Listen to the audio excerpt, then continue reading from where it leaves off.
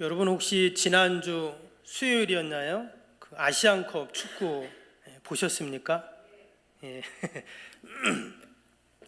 그 46년 만에 우리나라가 아시안컵 우승이라는 목표를 두고 정말 우리나라 그 선수들이 얼마나 열심히 죽을 힘을 다해서 뛰었는지 모릅니다. 그런데 8강에서 어디에 패했죠? 요르단한테 이렇게 패했습니다. 4강이죠. 16강, 8강에서 연장전까지 그렇게 정말 죽을 힘을 다해서 뛰는 선수들을 보면서 한편으로는 참 대견하다 이런 생각도 들고, 또 다른 한편으로는 또 안타깝다 이런 마음도 들었습니다. 근데 다들 너무나 기대가 컸는지 그 4강에서 떨어지니까 그 이후에 비난이 막 엄청났어요. 그죠? 뭐 감독이고 코치고 선수고 다 사퇴해야 된다라는 막 그런 기사를 보면서 참 우리나라 사람들은 꼭 1등을 해야 직성이 풀린다 하는 생각이 들어요. 여러분 사실 축구공이 어떻습니까? 동그랗잖아요. 여러분 차면 어디로 갈지 모르는데, 그런데 누가 책임질 거냐 하면서 막 사퇴하라고 난리를 치더라고요. 그런데 그런 와중에 이 주장이었던 손흥민 선수와 막내였던 이강인 선수 다 아시죠? 나중에 인터뷰를 하더라고요. 근데 그게 또 화제가 되었어요. 그 주장이었던 손흥민 선수가 뭐라고 했냐면 만약에 질책을 하려면 나한테 하라는 거예요. 그 이강인 선수도 누구한테 질타하려면 먼저 나한테 하십시오, 이렇게 인터뷰를 하더라고요. 저걸 보면서 참 용기 있다 이런 생각을 했어요. 참 훌륭한 선수들이죠. 어디서 그런 용기가 나왔는지 참 대단합니다. 그런데 그 모습을 보면서 여러분, 우리도 살아갈 때 때로는 이런 용기가 필요할 때가 있습니다. 선뜻 내가 어떤 일을 새롭게 할 때 여러분 용기가 있어야 하잖아요. 내가 어떤 잘못을 하거나 실수를 인정할 때도 마찬가지예요. 용기가 있어야 할 수 있습니다. 제가 인터넷 서점에서 용기와 관련된 책들을 한번 검색을 해보았습니다. 그랬더니 많이 나오더라고요.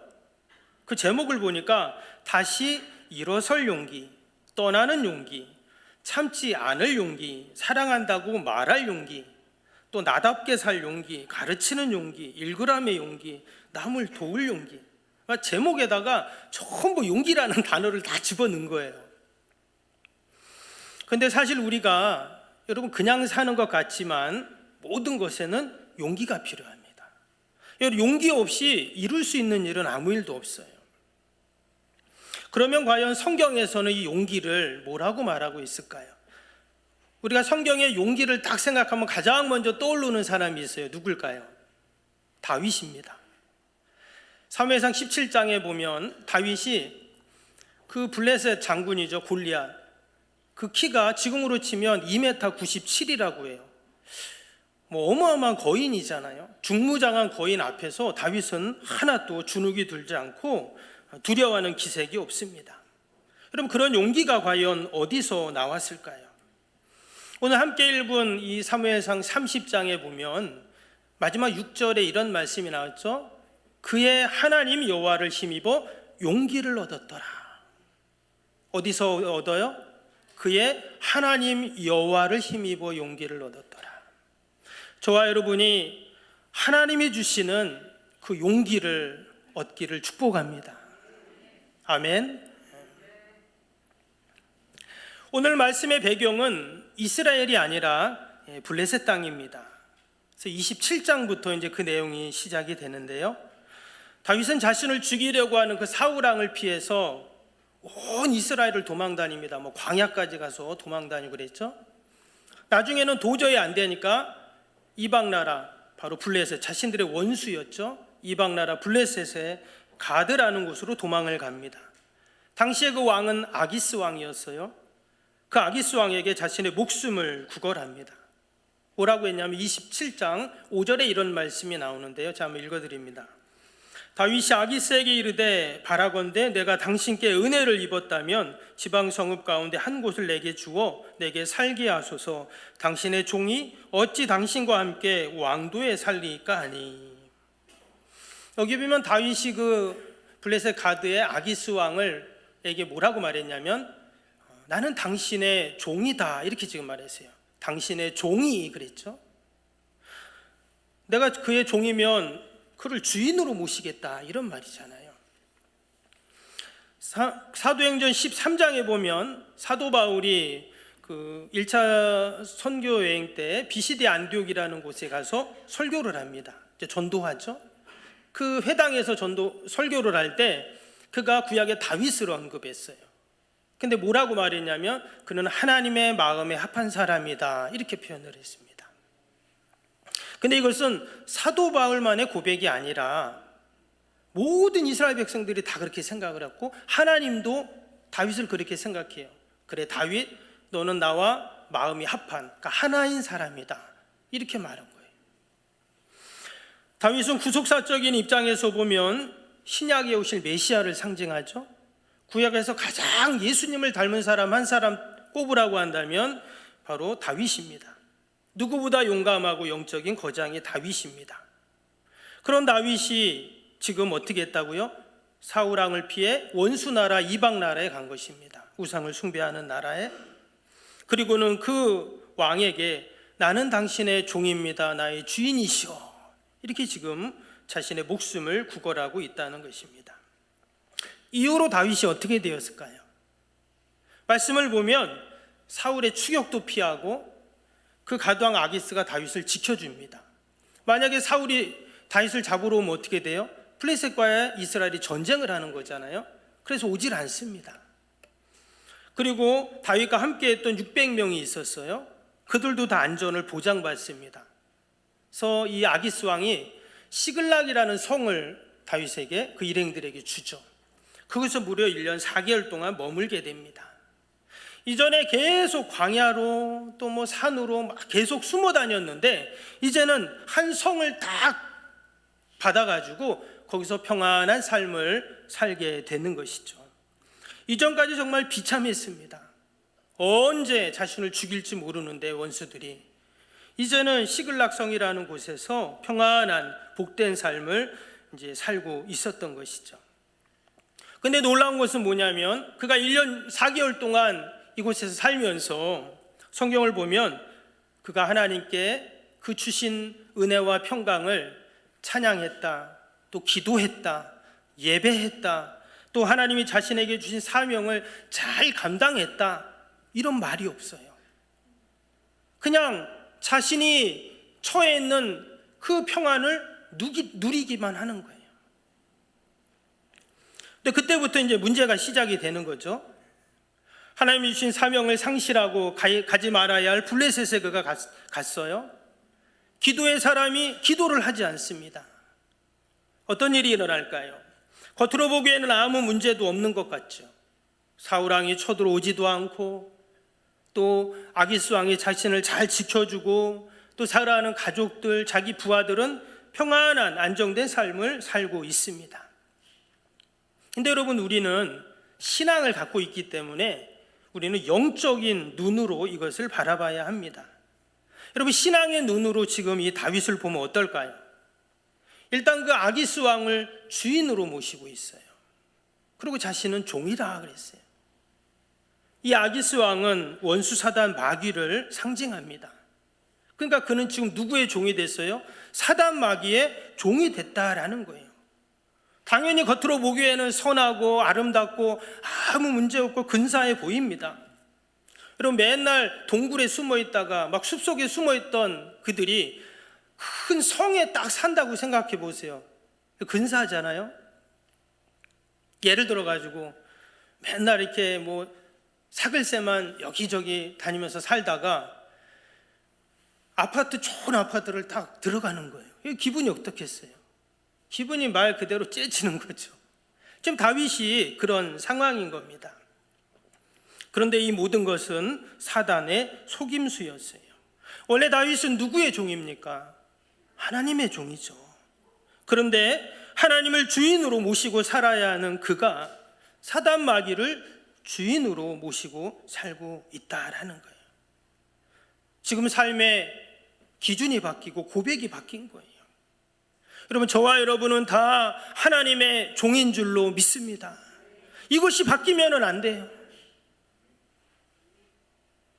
우리가 돈을 주인으로 모시고 세상의 권력을 또 내가 그렇게 바라고 원하는 그 목표, 여러분 그것도 사단 마귀가 될 수 있어요.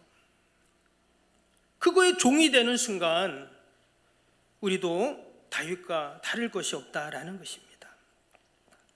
뿐만 아닙니다. 다윗은 그 이후에 어떤 일이 일어나는가? 또 27장 8절 9절에 이런 말씀이 있습니다. 다윗과 그의 사람들이 올라가서 구술 사람과 기르스 사람과 아말렉 사람을 침노하였으니 그들은 옛적부터 술과 애굽 땅에서 지나가는 지방의 주민이라. 다윗이 그 땅을 쳐서 남녀를 살려두지 아니하고 양과 소와 나귀와 낙타와 의복을 빼앗아 가지고 돌아와 아기스에게 이르매. 지금 그 주변에 있는 그 나라들을 어떻게 했다고요? 침노했다 그랬어요. 침략했어요. 그리고는 남녀를 살려두지 않고 다 죽이고 그들의 가축과 의복을 빼앗아 가지고 왔다. 한마디로 지금 다윗은 어떻게 된 거예요? 도적이 된 것입니다. 다른 사람의 아픔을 자신의 행복으로 삼고 있는 것이죠. 다윗이 언제부터 이렇게 바뀌었을까? 그가 블레셋에 갔을 때, 그리고 그의 주인이 하나님에서 다른 것으로 바뀌었을 때 이런 일이 생긴 겁니다. 이제 다윗은 늘 아기스 왕의 눈치를 보면서 살아야겠죠. 왜? 왕의 신하가 되었으니까요. 당시의 신하는 왕이 죽으라고 하면 죽는 거거든요. 그러니까 사실 다윗이 이 시글락성에서 1년 4개월은 평안하고 안락하고 행복한 삶이 아니었습니다. 너무나 초조하고 불안하고 언제 이 상황이 바뀔지 모르는, 그리고 더 나아가서는 불법의 삶을 사는 자가 되었습니다. 여러분, 이것이 하나님의 백성들이 있어야 할 자리에 있지 아니하고 하나님을 떠날 때 여러분 일어나는 일인 줄로 믿습니다. 도리어 다윗에게 가장 복된 때는 언제였을까요? 도리어 도망 다닐 때예요. 왜? 그가 도망 다닐 때 또 하나님을 의지하잖아요. 여러분, 다윗의 대부분의 시편은 언제 지었습니까? 그가 도망 다닐 때예요. 광야에서 정말 힘들고 어려울 때 그 주옥 같은 시편, 그러한 기도, 노래들이 나왔다라는 것입니다. 다윗의 시련은 여기서 끝나지 않았습니다. 이어지는 사무엘상 28장에 보면 이제 그 블레셋이 이스라엘과 전쟁을 선포합니다. 근데 지금 다윗은 누구의 신하예요? 블레셋 왕의 신하잖아요. 그래서 그 전쟁에 참여하게 돼요. 그러면 다윗 입장에서는 지금 도망쳐서 여기 와 있지만 이스라엘과 전쟁을 한다면 자신의 형제들 또 자신의 가족들을 죽여야 되는 또 그런 상황이 되는 거죠. 다윗 편에서는 너무나 난감해진 그런 상황이 되었습니다. 근데 여전히 다윗은 이런 문제를 가지고 하나님 앞에 나가지 않습니다. 여전히 걱정하고 근심하고 생각하고 그러고만 있어요. 하나님 앞에 나아갔다는 말이 없습니다. 근데 여러분, 하나님의 관심은 누구에게 있을까요? 오직 하나님의 관심은 하나님의 택한 백성들에게만 있는 줄로 믿습니다. 하나님의 관심은 그 블레셋 왕에게 있지 않아요. 그 아말렉 그 군대에게 있지 않습니다. 누구에게 있어요? 다윗에게 있어요.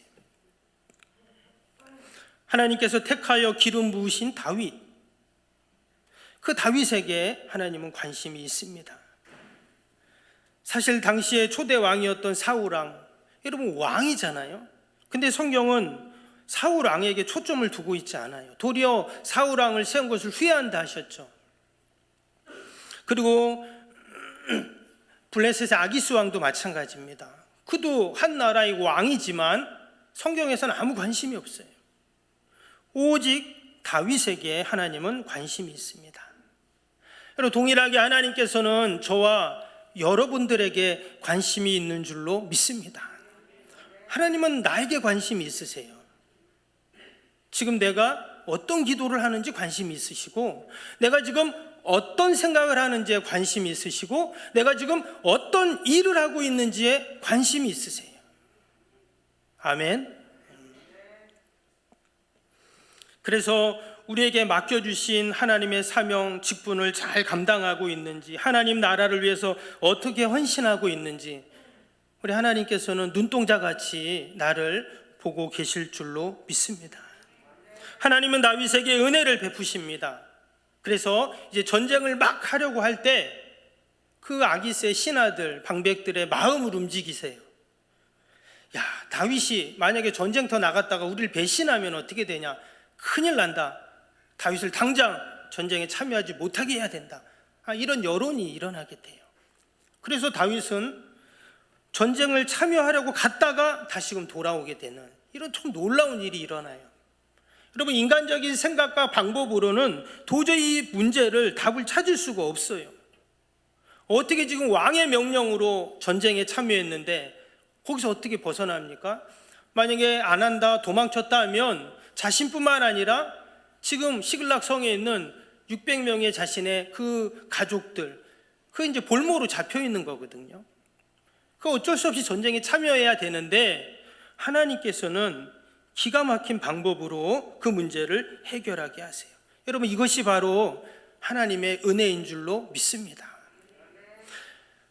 아무리 생각해도 나한테는 답이 없지만 여러분, 답이 분명히 하나님께는 있는 줄로 믿습니다. 사람들은 내가 답이 없으면 이건 안 돼 이렇게 그냥 다 포기를 해요. 여러분, 나는 답이 없어도 하나님께는 분명히 답이 있어요. 지난주에도 말씀드렸지만 출애굽한 이스라엘 백성들이 홍해바다가 그들을 다 갈아먹고 뒤에서는 애굽의 군대가 쳐들어오는데 거기서 무슨 답이 있습니까? 근데 하나님께서는 바다를 가르셔서 길을 내셨어요. 이게 하나님의 답이거든요. 우리는 전혀 생각하지 못한 하나님이 답이 있어요. 지금도 똑같은 상황입니다. 내가 잘해서, 내가 수고해서, 내가 얻어낸 그런 결과가 아니라 하나님의 도우심, 하나님의 지혜로 이 모든 문제들이 여러분 해결되는 줄로 믿습니다. 우리가 한 주간을 살면서도, 아니 올 한 해를 살면서도 나는 답이 없다고 포기할 게 아니라 반드시 하나님께는 답이 있다, 그 믿음을 갖고 우리가 주님께 지혜를 구하는 저와 여러분 되기를 축복합니다. 하나님의 택한 백성들은 하나님의 은혜가 아니면 한시도 살 수가 없습니다. 다윗의 힘으로 도저히 빠져나올 수 없는 전쟁이었지만, 자신의 동족과 가족들을 죽여야 하는 상황이었지만 하나님께서는 언제 그러냐는 듯이 깨끗하게 문제를 해결해 주셨습니다. 언제나 나의 계산과 한계를 하나님은 뛰어넘으십니다.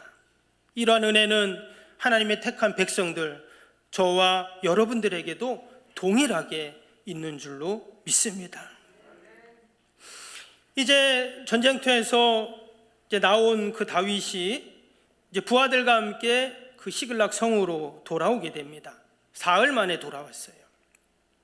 근데 오늘 읽었던 30장 1절에서 5절 말씀을 보면 그 성에 딱 도착했을 때 보니까 성이 불타고 있다고 그랬어요. 알고 봤더니 아말렉 족속이 쳐들어와서, 아말렉 군대가 쳐들어와서 성을 불지르고 가족들을 다 사로잡아가고 가축들도 다 가져갔어요. 앞에서 27장에 어떤 일이 있다 그랬어요? 다윗이 그 이웃 나라들, 특별히 그 아말렉에 가서 사람들을 다 죽이고 가축을 뺏어오고 의복을 뺏어왔었잖아요.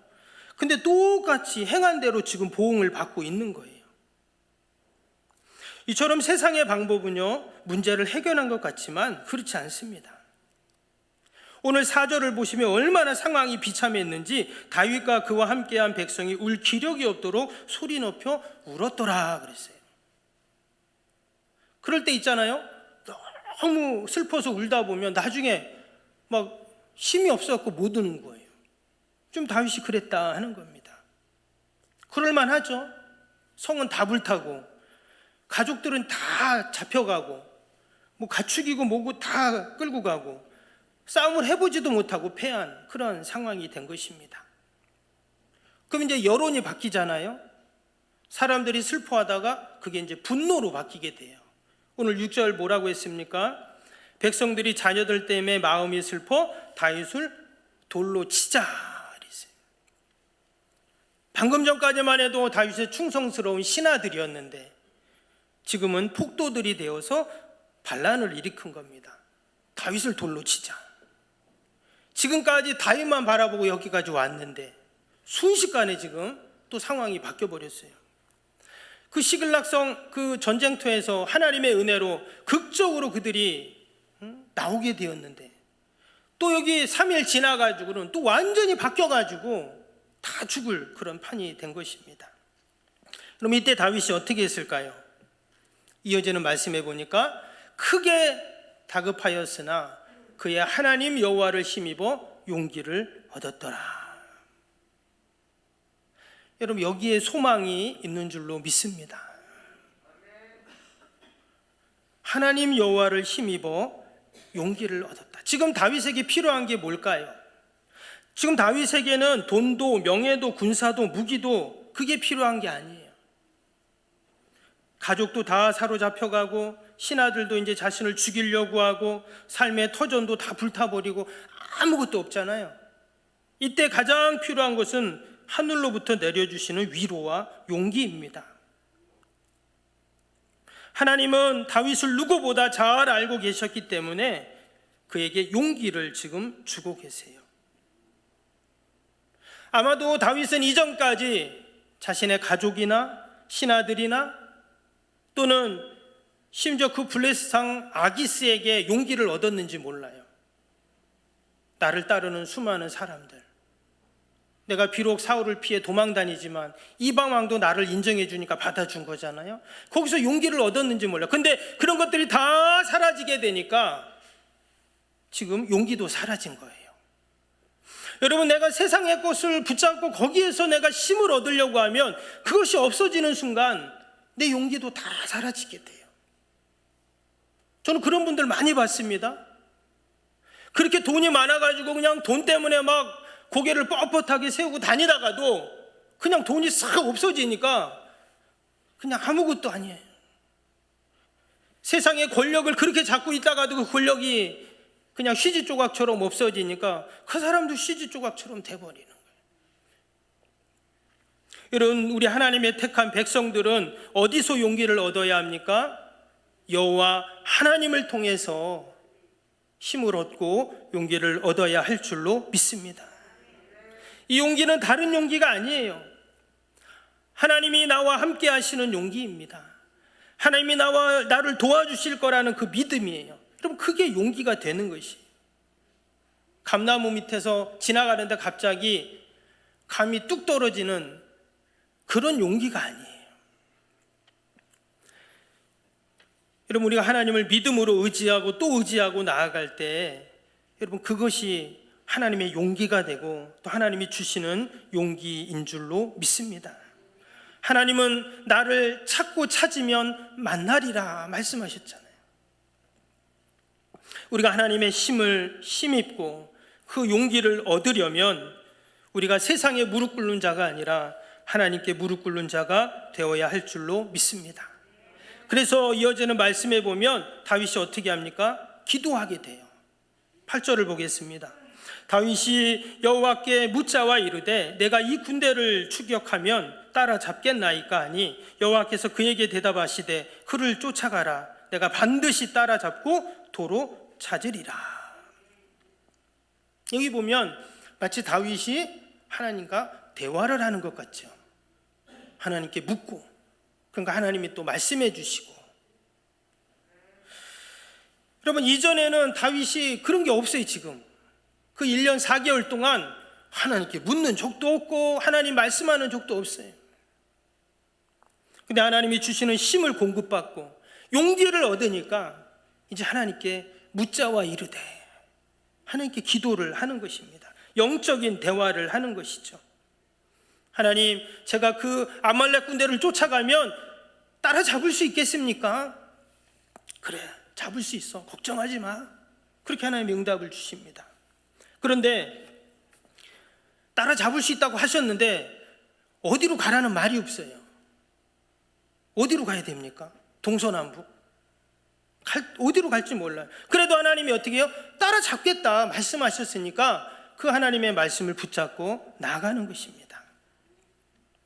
그랬더니 어떤 일이 일어나요? 밑에 13절에 이런 말씀이 나옵니다. 13절 보면 다윗이 그에게 이르되 너는 누구에게 속하였으며 어디에서 왔느냐 하니 그가 이르되 나는 애굽 소년이요 아말렉 사람의 종이더니 사흘 전에 병이 들매 주인이 나를 버렸나이다.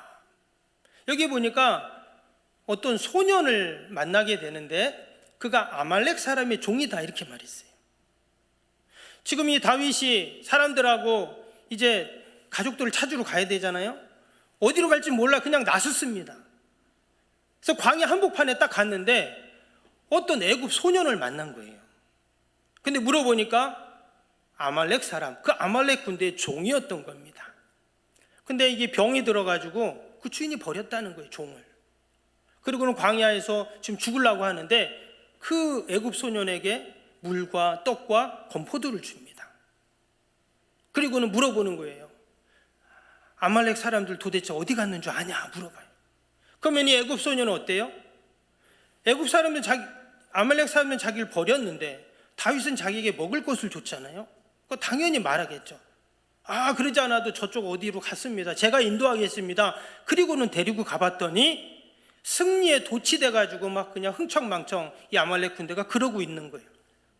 그래서 다윗이 자신의 군대와 함께 밤에 급습을 해가지고 가족들을 다 찾아오고 모든 것이 회복되는 이런 놀라운 역사가 일어나는 내용이 그 이후부터 계속 진행이 됩니다. 여러분, 이것이 어떻게 이 모든 일들이 해결이 되었습니까? 다윗이 여호와 하나님으로 인하여 힘없고 용기를 그가 얻어서 하나님께 기도하면서, 그러니까 돕는 사람을 만나게 하시고 결국은 아말렉을 쳐서 이기게 하시는 이런 역사가 있었는 줄로 믿습니다. 동일하게 하나님은 언제나 위기에 처해 있는 나에게도 찾아오십니다. 그래서 우리에게 용기를 주시고 다시금 하나님 앞에 나와 기도할 수 있게 하시죠. 우리가 한 주간을 살면서도 오직 여호와 하나님만이 나의 힘이십니다. 나에게 용기를 주시는 분이십니다. 우리가 이러한 믿음으로 또 힘을 얻으시고 한 주간도 승리하시는 저와 여러분이 되기를 주님의 이름으로 축복합니다.